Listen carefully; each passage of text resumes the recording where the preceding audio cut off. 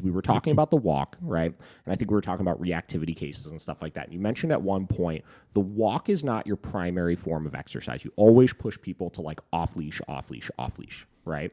Which I absolutely don't disagree with that at all. I'm really interested to dive into that and kind of get your take on what you mean by that. Yeah. So the thing is, up here, we do see a lot of lower drive, easier going dogs. And I do think for a lot of them, even a lot of the doodles we meet, I do think walks are adequate exercise. But we do meet lots of dogs that they walk for like 20, 30 minutes at a time. Their walking rules are not very clear. The dog is in a state of usually prey drive during the walk. So I want to teach people how to release prey drive or release excitement, release energy. And if the dog is able to be fully off leash reliable and the people end up going to a park to play fetch or going to a trail to hike, and then they supplement with a walk later, like something just not primary, I think their life will be a lot better. So what we see a lot of is Rottweilers, Shepherds, Dobermans, Malinois, Pits that are never running off leash, like never running around, never having fun, but they're walking all the time. And even if their leash rules are okay, you can just see the dog is a bottled up mess. You can just see them going crazy. So that's pretty much what I meant. Yeah, for sure. If you guys want me to dive into that a little bit, the few things I'm thinking about is, can you make a dog walk properly without lots of exercise? Like, let's say you take a dog for a walk every day. You don't take them off leash to exercise. Can you still get a nice walk? I do think you can.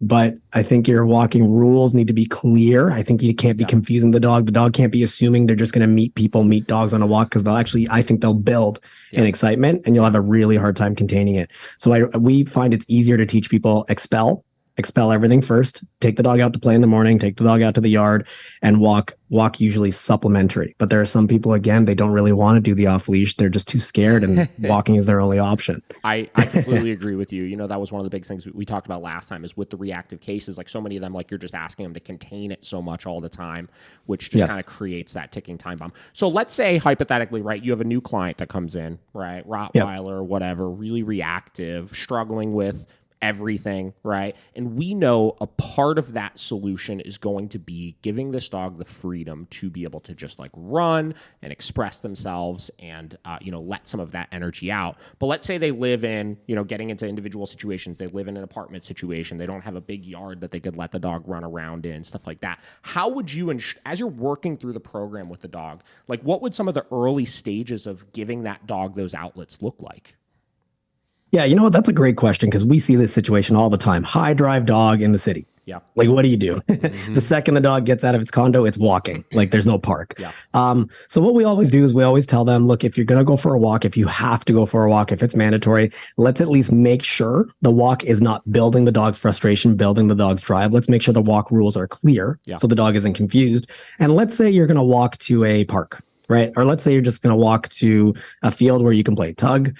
We always tell people, just go there, go with a flirt pole, go with a ball, play a little bit. And then when you walk back, you'll notice your dog will be a little easier to deal with. However, we always tell people, if you go for a short walk and the dog is anticipating doing something and it's not somewhat long, it will just be a pretty bad road following. I think one of the coolest videos I saw recently was, I don't know if you guys follow Cesar Millan at all. I don't know if you guys are fans. Big fan. I think he's great for the industry. I always thought he was fantastic 100%. For the industry. So he posted a video about 4th of July fireworks. Did you see that one? I don't know if I saw that one. Okay, so he posted it on his Instagram, and I just thought the way he explained it, I think he's a master of explaining things, because he just knows dogs so deep, on such a deep level. He said one of the main reasons dogs get so freaked out by fireworks is because, number one, they don't get adequate exercise. They're not walking. They're not following you. They don't have these principles instilled.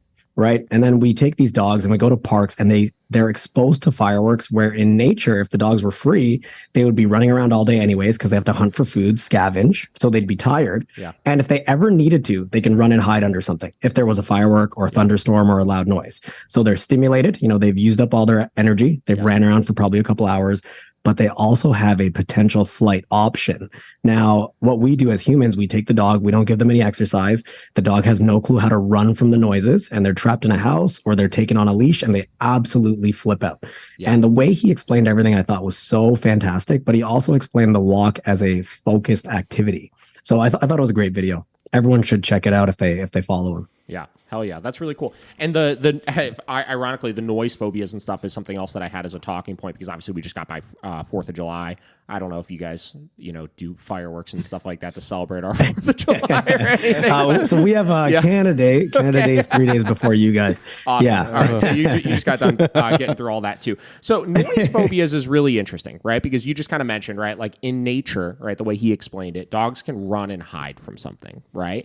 And I think a lot of the thing people struggle with in the house is the fact that the dog runs and hides from the noises. And it's one of those things where it's such a catch-22, because it's like, if the dog wants to go hang out in the basement while these fireworks are going on, like, I don't generally have an issue with that, right? Like, I think getting back to like what we talked about in our last episode we did, which is like, let dogs kind of be who they are. Like, if you have a dog that just like needs to give themselves a break and like go somewhere else and just like be by themselves for a little bit, like, that's okay. But I think where the problem really comes from is that in the presence of those noise phobias, when they get really anxious over those types of things, is that we lose complete control over them. You know what I mean? Yes. So I think, there's a degree of like, we try to help the dog overcome those issues by getting them less focused on them and more focused on some sort of task, right?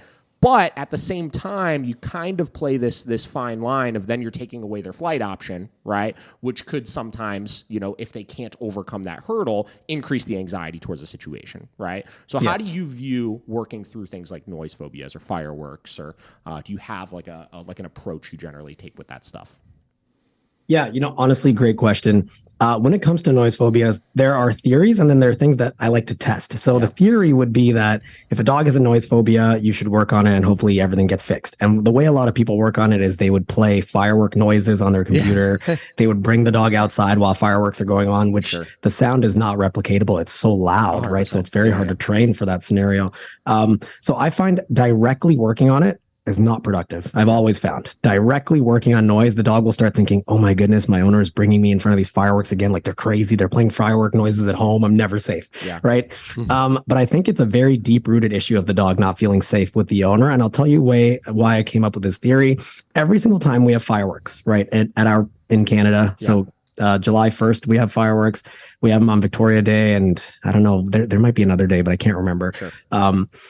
We have all of our boarding dogs run out in our field, run out in our yard, and they're running around. They're having fun. They're running, exercising. And then usually the fireworks would go off anywhere from 7:30 to like 9. Mm-hmm. So we'll have them out, and I just want to get them really tired. I want to get them running around, but also we have some pretty important rules at our boarding facility where any alert behavior outside the fence, anything they try to make their business, which is not theirs, we always address. I say, hey, we give them a tap on the e-collar. They have a pop on the long leash. I do spatial pressure, something. Sure.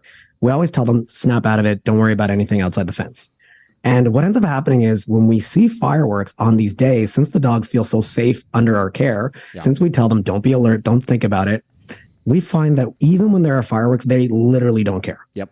And these are the same dogs where at home, they would flip. 100%. Like, and they hide. Yep. But they know that anything outside the fence is absolutely not their business. Yeah. Especially when they're in the yard, they're tired, they don't care. And they know that we've got it covered. And there's no reaction. And I find it so fascinating.